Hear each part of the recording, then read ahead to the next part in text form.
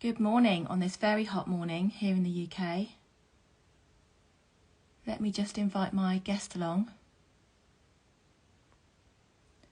Emma from Rebalancing You. Send request. Oh, she's there. I've sent a request. You'll see it shortly. I've been looking forward to this one. There she is. Hello. How you doing? I'm glad you've got your coat hanging up behind you because you might need it. Oh yeah. Oh my God, I'm melting. I know, it's really hot. I've actually got a really strappy summer dress on, but I've just literally dropped it to my waist and put a more sensible top on. But already I'm like... I had the exact same thing. I had a strapless, and I thought I'm going to look naked with just a pair of earrings on, because of the sort of cuts you off, doesn't it? I thought, well, that's no good. So it's not that kind of chat. We'd have got a bigger audience, though, to be fair. So yeah, I mean, we're getting a bit hot now. I mean, maybe it's a hot flush. Who knows? Maybe. So today, this is Emma from Rebalancing You. I'm really looking forward to you guys having a chat with Emma. If you've got any questions while we're talking, please pop them in the comments. If you're catching up later, please send the questions to us anyway, and we can answer them afterwards. So, menopause myth busting is what we're going to be doing for the next sort of 20 minutes, half an hour. And Emma's got a few in mind, which are really, come up an awful lot. So before we start, just tell the audience a little bit about yourself, where you come from. So here's me. I've not prepared my little intro because I was thinking, Rachel will do that for me. Oh no, I thought you could do that for yourself. You do that better than me. Yeah. So I'm Emma. I am 44, so I'm kind of in the early stages of perimenopause. I'm a nutritional therapist and nutritionist. I work with women, female health, and specifically perimenopause. And I also used to own a cooking school, so for 11 years. So food has always been in my life. Even as a child, we owned a restaurant. So yeah, definitely always been in my life. And I just love the way that food is just so powerful. And so that's the reason that I decided to study nutrition and just marry the two together, really, because I'm also really big in living really well and enjoying your life and having balance, and hence my name, Rebalancing You, I guess. And food plays a really big part in that. So yeah, that's it. That's me, really. I live in London, and but yeah, I see clients from everywhere, really. So the lovely online era now. Yeah, the world is your oyster when you're working online, which is brilliant. Yeah, it really is. Spreading that message far and wide. Yeah, we've got quite a lot of similarities, we decided, didn't we, when we were chatting the other day. Same age, we're both mums, we've both had our own health challenges that thankfully we've got in check now. We're both heading into that stage in our life, very important one, where we're coming out of that time of being fertile and moving into this really next exciting, the husband's joined, good morning, moving into that next stage of our life, which we should be able to embrace, shouldn't we, if we do it the right way? And don't feel in despair about it all and doom and gloom about what might be lying ahead. Yeah. So shall we crack on with the myths and see what comes up? So I'm gonna hit you with the first one. Go on then. When does menopause start? Okay, so everyone always thinks, don't they, when you've got till your 50s, you're way into the 50s before it starts, or kind of maybe late 40s. But it actually can start in our 30s, which is quite a shock to a lot of people. I mean, we're not talking early 30s. It's generally over 35, and generally is actually more kind of late 30s, early 40s, mid 40s. But some women do start experiencing the sort of first stages in their 30s. And often those signs and symptoms that they experience can be mistaken for other illnesses, really. And so people just don't realise, it's our egg reserves start to reduce in our 30s. But you can still fall pregnant, so there's all that kind of thing going on as well. And yeah, so it's just a really unusual sort of thing to accept in your 30s, that you could potentially be getting into menopause, but it's not actually menopause, it's actually perimenopause. And perimenopause has 4 stages. So I think we both worked out the other day when we were chatting that we were both in the first phase of perimenopause, which was where you're still having normal regular cycles, but they can start to shorten a little bit. So where you would normally have like a 28-day cycle, it can then become sort of like 26, 25 days, but it's still regular. And then you can experience like some of the really early common symptoms like night sweats and like increased headaches and like disturbances with sleep. So I don't know if you've experienced any of those, Rachel, or are you there I yet? haven't Or yet, but as I explained to you, I've might be TMI. I've had a coil for 11 years, hadn't I? So I've yeah, just decided to take that out because I want to find out what my body is doing. yeah, So I'm in this kind of waiting phase to see what might be unleashed onto me in the next few weeks or yeah, few months, because I want to yeah. know. I don't want any surprises.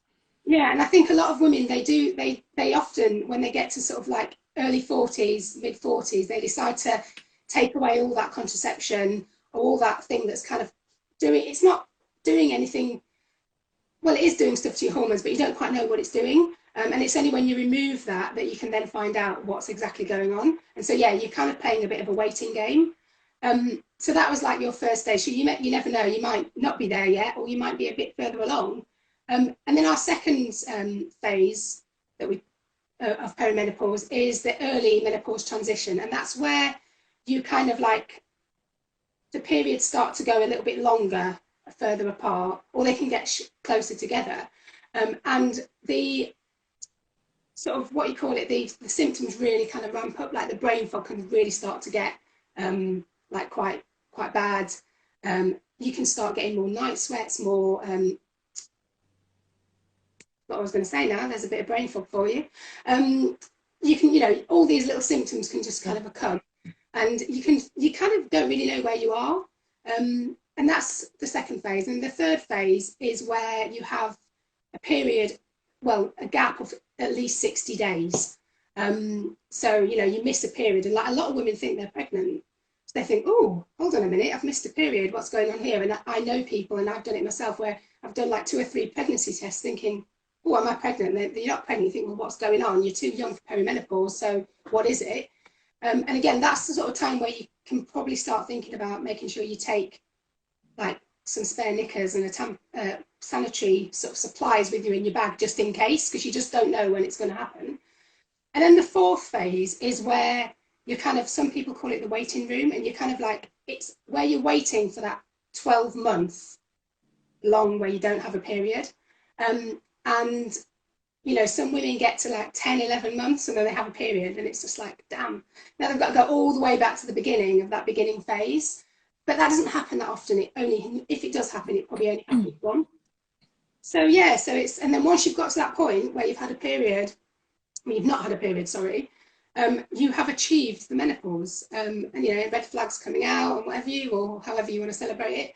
And yeah, and it's actually only 1 day, which is a bit weird because you think all that time, but it's only 1 day. Yeah, so that's it. That's the menopause, and then you're in that phase then, and you've got everything else to come afterwards. That's a whole different area.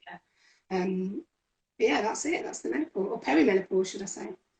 And what you're saying about the early symptoms are often mistaken for other things. There's quite a horrendous statistic, certainly in the UK. Something like 70% of women that go to the doctors, and they actually are perimenopausal, but they don't realise, are prescribed antidepressants. That's right. So yeah, I mean, because of the sort of very similar symptoms, because you've got the brain fog, you can start feeling anxious, you can start feeling down.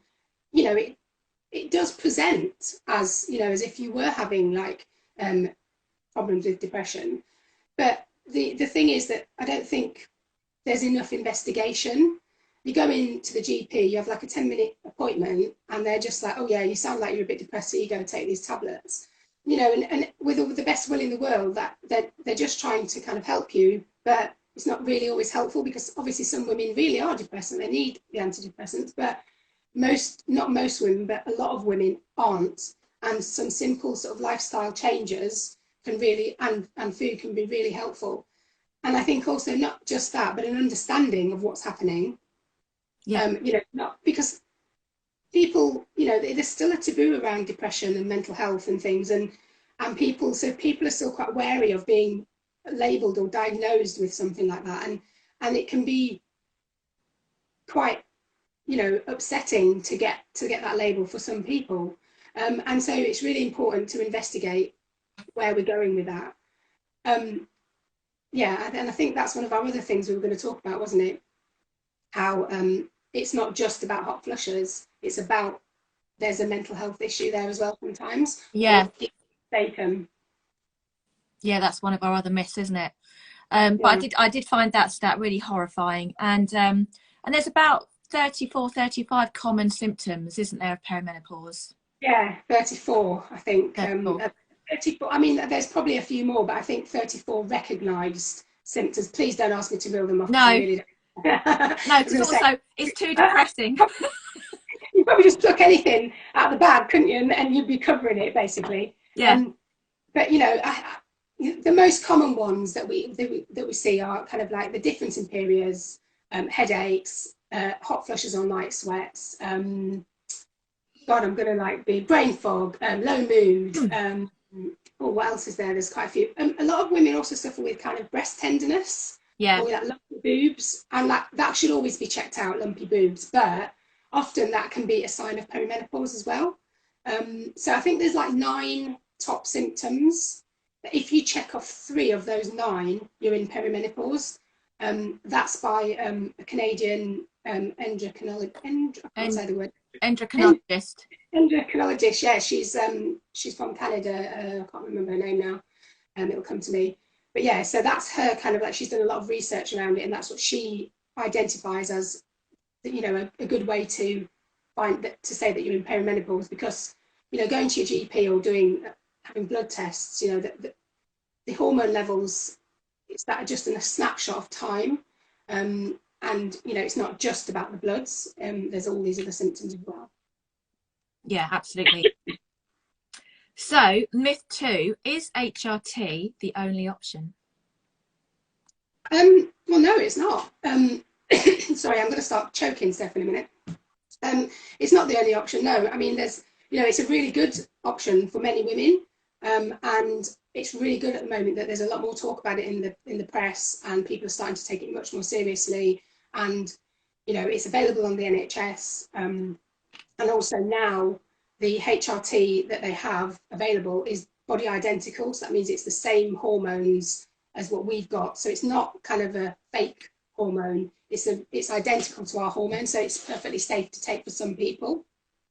Not everybody can take HRT due to, you know, there could be some genetic reasons, and also a personal choice. Not everyone wants to take HRT.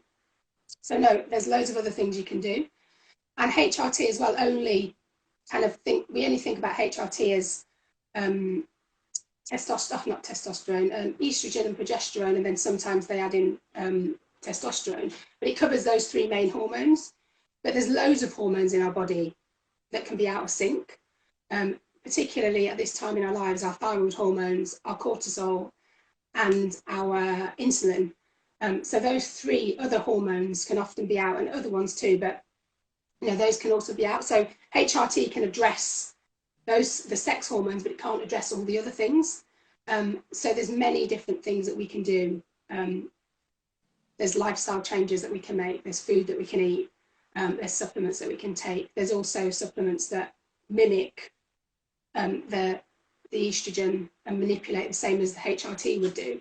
But again, that's a personal choice, and it's really individualized. So, you know, it's important that every woman has that choice and that informed choice, and also they're allowed to make the choice without judgment. I think that's really important, that, you know, to just state that HRT does have its limitations, but it can work wonders alongside. And I mean, I'm no expert in this area, you are, but as I understand it, it's all about it can be about timing as well, the effectiveness, can't it? If you're going to take it, and if you take it a bit too late, it's almost like it was described as like a lock and key. You know, the lock's gone and the key's not going to fit, so then you end up with this treatment in your bloodstream that's trying to find somewhere to go, and it's not really going where it needs to go. And Yeah, also, you mentioned cortisol, and that's really interesting, isn't it? Because cortisol is like a life and death hormone, and that gets yeah, priority in the body over most other things, doesn't it? So yeah. we've really got to be aware of our stress, or how we handle stress, because everybody's stresses are different and we all respond differently. Because you do get progesterone steal, isn't it? Where Oh, yeah. So, I mean, there's a big kind of hoo-ha about that kind of that progesterone steal. You know, some people don't believe it actually occurs quite like that. So, yeah, some people are really for that progesterone steal and the adrenal fatigue and all that kind of thing. And the science has kind of moved on in that it's not called that anymore. It's called something else. And there's a whole, it's kind of a really fine tuning kind of mechanism. But yeah, you're right in that our stress hormones can play a really important um, element in pushing our other hormones out. And yeah, so there is an element of that involved, but it's not quite as simple as it used to be. There's been more science, it's moved on a little bit, and it's a little bit more complex. It's not quite as simple as that anymore. but it's good that they are still looking into it and further Yeah, developing it so that we can understand better how our bodies are working. yeah, Um, so myth 3, it's just hot flushes. yeah. I mean, that's what I think like years and years and years ago, you know, it was just like everyone knew that like I mean, I'm 44, but I guess I was thinking of like my grandma and my mum. They'd be like, oh, they'd be there fanning themselves and just hold on 1 minute. I've got my lovely little fan there, which I just love. So yeah, so you know, they'll be sitting there fanning themselves, you know, the sort of older generation, and then some bloke or somebody in the room would pipe up, oh, they're having a hot flush. And that's kind of all we ever really thought of it as, wasn't it? We just thought, oh yeah, it's a hot flush and they get a bit moody. Or so, you know, that was kind of like what it was. And, you know, it's not that the science has moved down or anything's moved on. The symptoms are still the same, but it's just that we're more aware of them now. So as we spoke about a few minutes ago, there's 34 symptoms, and it isn't just hot flushes. Um, and I think one of the main things that people don't realise, and this goes back to the point where we made about depression and going to the doctors, around there's definitely an element of anxiety, the sort of the symptoms that cover off like the brain and our mental health, and that includes like brain fog, depression, emotional imbalances, you know, anxiety, all those kind of things all affect your, I guess we call it in our head, you know, so it's not just about hot flushes, there's all those other things that we don't talk about. And you can really feel like you're losing your edge. And you can feel like you're losing your mind as well. And you're just not. And I think what's also really like nobody realizes, or a lot of people don't realize, is that when you're going through perimenopause, the late stages and the early stages of menopause, your brain and your whole immune system is recalibrating to kind of make way for this new phase of your life. So everything's recalibrating, and we can actually lose, I think it's up to 25% of our brain capacity. So that means, or brain function, not function capacity, I think it's probably the same thing, isn't it? But you know, we can lose up to 25% of our brain function, and that's up to, just bearing in mind, it's not 25 full percent, and obviously not everyone's gonna lose that. But it does come back. It's just at that point where everything's recalibrating, and that's why autoimmunity can be quite common as well in those later stages, because your immune system's recalibrating and everything's kind of restarting. But it's really important to bear in mind that it does come back once you've gone through the phase. But the really important thing, and what I don't think a lot of people realise, is that in order for it to come back, you really need to start doing those things and putting those things into place as almost like a foundation and a baseline, thinking about your health. So your sleep, your stress levels, the food that you're eating, your work-life balance. You know, those things are really, really important. And as you know, I mean, that's your area of work. So, you know, that is the really important thing, to take it seriously. And if you do take it seriously and you eat and do things that support your hormones and not disrupt them, then you're setting yourself up for you know, it can be a bumpy ride, but you're setting yourself up for a smoother ride, and a more sort of smooth menopause once you get to that point. And I think people just think, oh, have another glass of wine, or oh, Menno juice, or whatever they call it, you know. And I think that's we shouldn't really be making jokes about stuff like that, because it's actually quite serious. The more jokes that we have about menopause and perimenopause, the more serious that people will take it. Yeah, absolutely.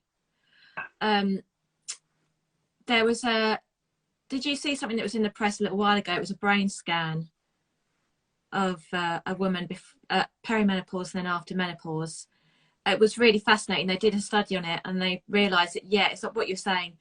It looks all doom and gloom, but we come out very different at the other side in a different way. So there's almost a lot of different brain chemicals and different types of brain cells that come out of the back of it. So it's almost like we're going into a new phase neurologically. It's really, really interesting. But you do need to really look after yourself, because there are 3 stages in our lives, isn't there, where dementia, our cognitive abilities as we get older, and risk of cognitive decline can strike. And it's the 3 Ps. It's puberty, pregnancy, and perimenopause. So these are the 3 times we've got to really be paying attention, and like, yeah, not turning to another glass of wine and trying to just bury how awful we feel. It's about really reaching out and finding the support to do that really well. So you can. No, I was just saying, and removing the shame, because that's the other thing. People have such shame over the, you know, I think like you just said about the 3 Ps, you know, the period, the 3 Ps lead to the 3 Ms, which is your menstruation, motherhood, and menopause. And menstruation, should I say, and motherhood, and menopause, they all have some form of guilt or shame attached to them in some way. And it's about, you know, making sure that that shame is removed. And the more we talk about that and the more we get it out and normalize it, the better. Absolutely. And I was talking to someone the other day, and I think that maybe our generation are going to be the first generation that talk about it so openly. Yeah. Because our mother's generation, bit of a mixed bag, probably didn't talk about it that much. My mother had a full hysterectomy at 48 and she didn't have any symptoms before that. So it was all kind of like all just done. And then there was no conversation. But there are others from that generation, you weren't allowed to ask about that. Nobody talks about it. So it's like, it's like, so you wouldn't know what your grandmother was like. No way. Most of us don't know about our mothers for various reasons. So it's down to us to start having this chat, being very open. And there's so many groups, isn't there, on online. I mean, you've got one which we'll talk about shortly before we finish, but it's about just reaching out. My son has just joined. He is at school, so that's always good. So but last day of school, he obviously doesn't care. Myth 4: what you eat doesn't matter. Well, of course. I mean, everybody thinks that, don't they? They think, oh yeah, it'll be fine, I'll just sail through, just carry on eating what I'm eating now. But it really does matter. And sorry, I'm literally sticking to my chair. So just keep moving about. What's your skirt about? It's absolutely fine. So it's like peel myself off the chair when I finish. So I mean, making sure that we have the right type of food to support the journey, to support our hormones, and like I said before, not disrupt them, is just so important. And the other thing as well, which is, I think a lot of people can fall into this trap, because one of the symptoms of kind of the sort of like second, third, and fourth phases of perimenopause is kind of like that middle weight gain, weight gain around the middle. And so a lot of women get, I mean, like, you know, again, talking about shame, there's a lot of shame attached to, you know, weight and body image. And so a lot of women, either they've always been able to shift that little bit of weight and they can't shift it anymore. And so, you know, they're exasperated, they don't know why, and then they feel embarrassed or they feel shame. Or there's just the ones that just start gaining and they just don't know why. And, you know, and so they try all these crazy diets, and, you know, it might work for like a week or something, and then it's not working, and then they jump to the next diet. And so this point in our life, you know, your body's already under so much pressure and strain from the changes that it's going through. And so like trying to do a diet at this point in your life is just not a good idea. You know, because we need healthy fats, we need carbohydrates for energy. You know, so it's about choosing the right type of fats and the right type of carbohydrates that are going to nourish us. So yeah, I mean, you know, just getting those basic things right. And one thing that loads of women do, not just in perimenopause, but women of all ages, and probably some men as well, we don't have enough protein. And that's what really can help. And that stops our, you know, hunger. It levels out our blood sugar. You know, it stops snacking. And so that's one common thing that a lot of women sort of don't realise. They don't eat enough protein, and especially in the early part of the day. So if you start your day out with a really good breakfast that's high in protein, you're going to be ready for the rest of the day. Or if you don't eat breakfast, you know, like a brunch with really good sort of high quality protein, that's going to really see you through the day, and then it's going to stop you grabbing that 3 o'clock slump coffee and cake or whatever you want to do. There's so many key nutrients as well that people don't kind of realise, and you know, there's so many to go into, but one that we can just touch on really quickly, which is so important for loads of symptoms, is magnesium. And it's such a good nutrient to make sure that you're including. And that's like your green leafy vegetables, chocolates, dark chocolate, which is always a bonus for some people, nuts and seeds and beans, and pulses and things, and oats as well.